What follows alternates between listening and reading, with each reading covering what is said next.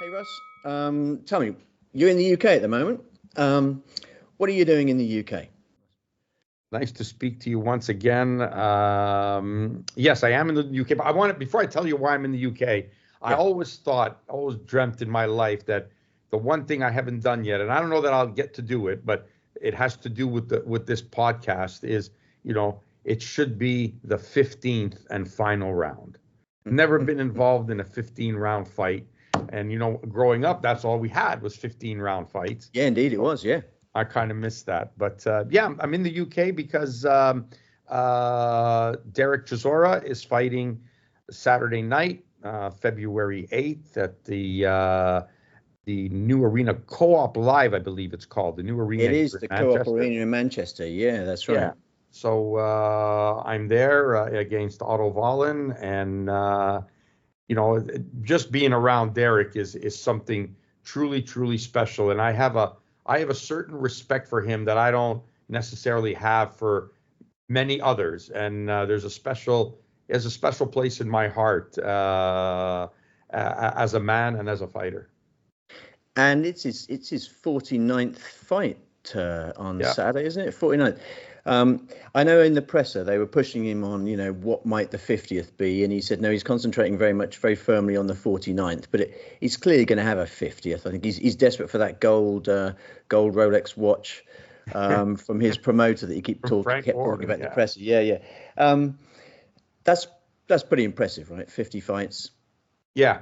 What's more impressive, actually, and I've been throwing this out there to the various people who I've spoken to over the weekend, and over the week, I should say. And I defy anybody to name me a fighter who has, of the 48 fights he presently has, or anybody who has 48 fights, who has 13 losses on his record and is still a main event draw, not just a fighter, not just still fighting, a main event attraction in any weight class anywhere in the world.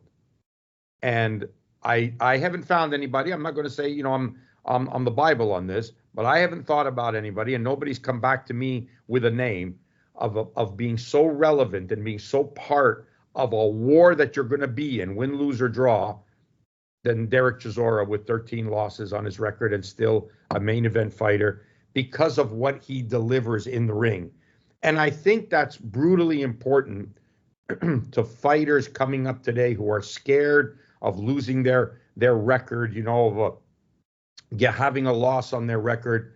At the end of the day, and I'm telling you from 45 years in this game, it doesn't matter. What matters is how you fight, and will the people come out and buy tickets to watch you fight. It doesn't matter if you win or lose. Of course, they love it if you win, but a great loss is always better than a bad win. And they can, for your own ego, the win is there because you keep seeing that donut when, beside your name, no losses.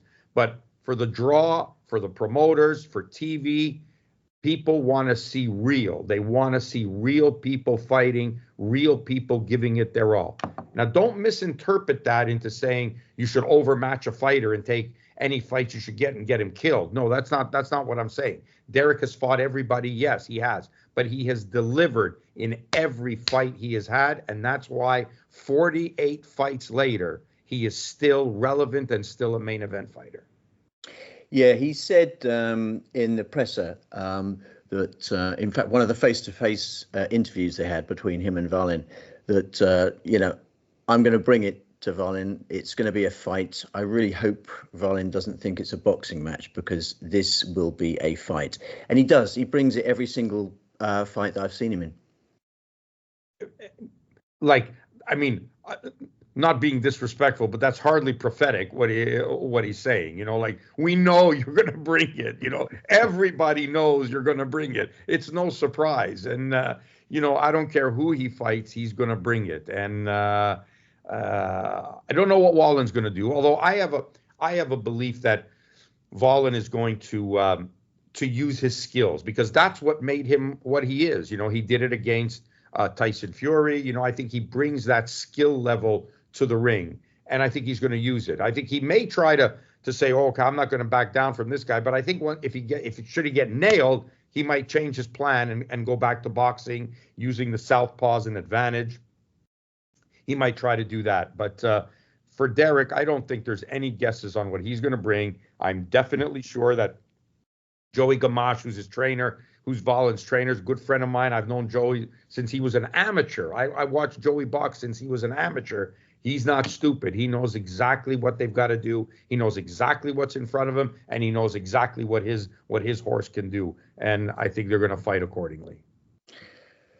It's going to be an interesting fight. I'm going to be there as well. I know you're working the corner, so that's going to be great. It certainly will be a fascinating fight to see how it pans out. My money is on. No, I hope Chisora wins. Obviously, Otto Valin's he looks tall, bigger, rangy, and I think he's going to box him and avoid any kind of slugfest. But he's certainly going to try, and yes, yeah, he's certainly going to try. But I got to say, having worked with I've worked against Derek. I've worked against Derek twice. Once with Malik Scott back in the day, and once with Usyk. And now I've worked with him. I think this is my fourth fight with him. And you know what? It's such an honor to be part of that. Like I said, there's a special place in my heart for this type of warrior, this type of fighter. Well, actually, now you mentioned that you're in the corner with the Usyk fight. You were in Usyk's corner when Usyk fought Chisora, yeah? Yeah. I mean, lots of people say that was one of the toughest fights, heavyweight fights for Usyk. I think it was his second heavyweight fight, I think. It was, but it was it was the first baptism against a world-class guy, yeah. Yeah. Did you think that was quite close? I'm not sure if I thought it was close. I thought Usyk kept edging the rounds. But if you ask me about one of his toughest fights, without a doubt. But then again, to say that, I think you can ask anybody that has fought Derek that it's been their toughest fight. It's been one of their toughest fights. I don't care who you ask. So, I think Usyk just falls into that as well. One of my toughest fights, yes, Derek Chisora, absolutely. Want to know what my favorite Derek Chisora story is? Yeah, go. No, tell me, please. When he fought Usyk, and I don't know if you know this, but Derek has this tradition of bringing food, Five Guys hamburgers, into the dressing room of the opponent after the fight. You may or may not know this. Yeah, I did. I know he has a love for Five Guys. I've seen him in a presser eating Five Guys. Yeah. Yeah. So when he walked into the dressing room with the bag of burgers, and of course, I have so much respect for him and for the way he fought. But when he walked in with those bag of burgers, I walked up to him and I hugged him so tight. I said, "Oh, thank you for the hamburgers. I was so hungry." So yeah, that's. And today we were talking to Buddy McGirt. And he got him on video, and we were on a call. And then I creeped up behind and got in the video, and Buddy saw me and he started laughing. He said, Derek, don't take this guy to eat. Don't take this guy to go and eat. He says, he'll cost you more than your purse. He said, don't take this guy to eat. So that was funny. Oh, that's a fantastic story. It really is. I can't really segue really well into this next batch of questions, but there was a conversation that we had last time where we were talking about sort of the cutman work that you had done. And you mentioned something about a fight in the past. And I just wanted to sort of ask you of your experience of that particular fight. And it was the Badou Jack against Marcus Brown fight, where Badou Jack received, it was a clash of heads, but it looked horrendous. And I can't remember exactly what round it was in, but I know that Badou Jack actually lost that fight, I think, in the end to Marcus Brown. Yeah, can you tell me a bit about your experience about that? Because it was one of possibly the worst cut I'd seen. Yeah. Without a doubt. He took 96 stitches after the fight. 96. And what upset me most about this was that, where the cut happened, it caught the vein that you have in your forehead. Some people, you see it on more evident than on others, but there's a vein that runs right up down your forehead, and it caught that vein. And there was nothing to do in stopping that. And you can look back through history at fighters who have suffered that. Jim Watt suffered that against Howard Davis. They could not get that stopped. I could not get that stopped. Luc Vincent Ouellet couldn't get it stopped with again, Marcus Brown being the culprit with Artur Beterbiev when he got his head split open. And I kept thinking to myself at every round, I'm saying, well, there's not much really I have to do, because as soon as the doctor's going to come look at this, he's going to stop the fight. And didn't, and kept showing up every round and letting it go. And I'm still at a loss as to explain why, when you've seen so many fights stop for even less, how they let that fight go on with the amount of blood that was good. This should have been a technical, it should have gone to the scorecards or been a technical draw, because I'm not sure exactly in what round that happened, but it was an accidental foul. And although I'm not sure how much accidental it was, when you look back and see that, the same, Beterbiev suffers the same fate against Marcus Brown. But of course, Beterbiev's a bigger puncher than Badu is, and was able to get Marcus out of there. But you see fights get stopped all the time, and this one doesn't, and we're trying our best. I remember putting so much pressure on it and trying to get that blood stopped, and I held it till the very last minute, and as soon as I released it, right away it started running again, and it certainly didn't. It certainly was not good. It was not one of my highlight moments of my career, if you will. Well, you say that it was maybe a one-off, and then you went on to say that Marcus Brown, the exact same thing happened between Marcus Brown and Artur Beterbiev as well. Yeah. And I think Beterbiev went on to win that fight, obviously, but I think he got cut in the 5th or 6th round. It was a clash of heads, and I think he then went on and won in the 9th round or something like that. So that's correct. So maybe it wasn't a one-off. Maybe there's something about Brown's style that meant he leads with his head. I mean, I don't know. That's not really what I wanted to talk about. But what do you think about that? Well, that's what I'm saying. They're rare when they happen, but when they do, they're hell to work with for a cut man. They're like I said, Jim Watt suffered that same fate against Howard Davis, and they couldn't get it stopped, and he went the distance. And it's funny, ironically, in either of those 3 fights, with that amount, with a split open like that, and in all 3 cases, the fights were allowed to continue. So go figure. Yeah. Look, you've mentioned Artur Beterbiev. You've worked with him quite a bit, is that right? I've worked with him. I worked with him right up until the last fight with Callum Smith. I wasn't in the fight with Marcus Brown because I had COVID and couldn't go to that fight. It's the only one that I didn't work. But right up until the Callum Smith fight, I had been in his corner in every fight. So he's quite a special fighter. What do you think makes him special, Beterbiev?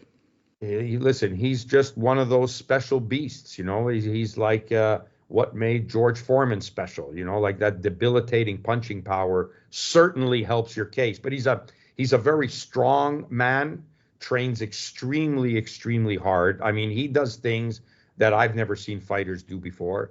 Like I said, his punching power is really a rarity, in the world of professional boxing. This doesn't happen every day that you see this. So he's very special in that regard. And on top of that, he comes from a great amateur background and pedigree, that he has a lot of skills. So not only can he box and correctly, biomechanically throw great punches, he's got debilitating power at the end of them. And, he has an intense desire to win. And he knows that he's been blessed with some legitimate power in his hands, and he's ready to go to war and land one of those on you. And he knows that if he hits you, he's going to get you out of there. With the rematch against Bivol coming up, yeah, they do have different styles of boxing. How do you think that plays out in terms of, does one of them have an advantage because of their particular style in fighting one another? So I guess Beterbiev is pushing forward, aggressive, Bivol counter-punching, in and out kind of style. Is there an advantage to have one of those styles over the other if you're fighting the other guy who has the other style? Look, I think Beterbiev fights the way he fights and brings that power makes him doubly dangerous. And the fact that he can box, sometimes you see guys with that type of power who don't necessarily have that skill set, whether it be the footwork or the different quality of punches or the defense to block punches, because he's a very, very good defensive fighter, very difficult to hit cleanly. And then you have Bivol, who's an exceptional boxer, great range, can work at a high rate. And I think we saw that in the Canelo fight, the way he just never got tired and was able to manhandle Canelo. Forget what the scorecard said. That was a wide and clean-cut victory for Bivol. But these two styles, blend brilliantly. And I mean, the only way as a fight fan, and you'd have to be somewhat bloodthirsty as a fight fan to say you wanted Bivol to have the same type of power as Beterbiev, and let's see what happens then. But that would be a rarity in and of itself. And then I guess you'd see both guys being very wary of the other, and the guy with the better defense ends up winning. But I think it's a classic matchup in boxing, of the boxer versus the puncher. Although I don't say that because I think that Beterbiev's not a boxer. He is, but he's a better puncher even than he is a boxer. He's a great boxer, but he's an even better puncher. Yeah. Do you think the rematch will have a different result? A different result, meaning in the winner? No. Yeah. No, yeah. I don't think so. I think Beterbiev comes out on top. I think that Bivol fought, I guess what you could quantify as the most perfect fight he could fight. I think he did everything to neutralize Beterbiev, and he did at times, and was there neck and neck with Beterbiev, maybe even slightly ahead going into the last 3 rounds. I think Beterbiev hit stride in the last 3 rounds, where he usually hits it earlier, but he hit it in the last 3 rounds, and he took those last 3 rounds and won. And I thought that edged him the fight. I thought Bivol fought a great fight, a perfect fight, and I'm not sure what he could do that's going to improve on that performance so much, what he can do even more. That said, Beterbiev had come off knee surgery, dealt with injuries leading up to the fight through training camp. In my opinion, did not offer the best performance he could offer. I think there's a huge room for improvement for him, that he didn't give you the best he's got. I think I would have to say that you got maybe, if I'm generous, 80%, maybe 75% of what Beterbiev can bring. And I think this time, if he brings the 100, I think it makes it even more difficult for Bivol. Yeah, really looking forward to that fight. It's going to be a cracking fight. What about the new guy? Well, the new guy in the light heavyweight blocks, David Benavidez. Do you think he could challenge Beterbiev and Bivol? Is he the same standard as Beterbiev and Bivol? I mean, he's clearly a fantastic boxer. Absolutely. I mean, again, you're dealing with Beterbiev with his, explosive power makes this interesting, but Benavidez, he's another special one, cut from the same mold, and he just is born to fight. I mean, he just loves it, and every time the opposition in front of him increases, so does he. He just is something about him, that innate fighter within, that warrior within, just keeps coming out. The better the opposition is, the better his performance is. And I think, based on the performance that you saw against David Morrell and what he can do, and I think the proof, I should say, as to how great he is why Canelo is avoiding him. If somebody like Canelo is avoiding you, that means you're special. And I think he has avoided him like the plague. Yeah, I know Benavidez said if he had to choose between fighting Bivol and Beterbiev, it would be Bivol, simply because Bivol has beaten Canelo. If he can beat Bivol, it's a subtle way of saying to Canelo, yeah, I know you're avoiding me, but I would have beaten you if I'd have fought you anyway. That's what I've heard him. I think Canelo knows this, and I think boxing fans know this as well. Yeah, I think so. Do you think what the sad thing is, when you think about it, it would have been the easiest and highest paying fight that we've seen in a long time. The easiest fight to make, like easy, a natural. You wouldn't even have to worry about what promotion are you going to do for the fight. Just announce it, and it's a success, a massive success, a worldwide massive success, and it wasn't made. And that is the sad thing about boxing today, that when you think about this, that this will look back, you'll go back in history and look at this and say, he never fought that guy. They never gave Benavidez his shot at greatness, because in order to be great, we can call him a great fighter, but in order to be great, you need a great dance partner. Every great fighter in history has had a great opponent that has defined them and made them great, except Benavidez. Golovkin never had that. They didn't give him the opportunity. Canelo avoided him for such a long period of time that there's nobody else on Golovkin's record to say. I mean, everyone's going to say he's a great fighter. Don't get me wrong. But to have that dance partner, to have that greatness, he never got that. And Benavidez is being denied that with Canelo, because that fight had to have been made. You've made other fights that should never have been made and were bad sells, and nobody cared that they happened, but you made them anyways. But you didn't make the fight that should have happened, and that was the David Benavidez-Canelo fight, and that'll forever rob Benavidez of that greatness he should have had of being the guy that really beats Canelo. Yeah, I mean, talking of greatness, I wondered if we've got time, we can come back to the Canelo, because Canelo, of course, there's rumours that he's signed up to fight against Crawford. But I wanted to come back to that in a second if we have time. We were talking about greats and light heavyweights. How does the current bunch, that's all three of them, Bivol, Benavidez and Beterbiev, how do they compare with the light heavyweights of old? The Michael Spinks, the sort of Roy Jones, Antonio Tarver, Hopkins. How does our current crop compare with those of the past, do you think? On a whole, and Roy Jones, if I didn't mention Roy Jones, yeah, obviously. On a whole, they don't. But on an individual, I think, an individual basis, Benavidez is, this is one fight he's had second fight, but he hasn't really been in the light heavyweight division. So the jury's still out on him in the light heavyweight division. But, Bivol, I think is definitely competitive in there. I'm not sure that I pick him against a lot of those guys. And Beterbiev, well, I think Beterbiev stays with anybody at any time throughout history, save for, the Roy Joneses of the world, or, but with that debilitating power, geez, you never know what he could do. But and I think, as gruesome as this may sound, can you imagine, Beterbiev and Matthew Saad Muhammad in a fight?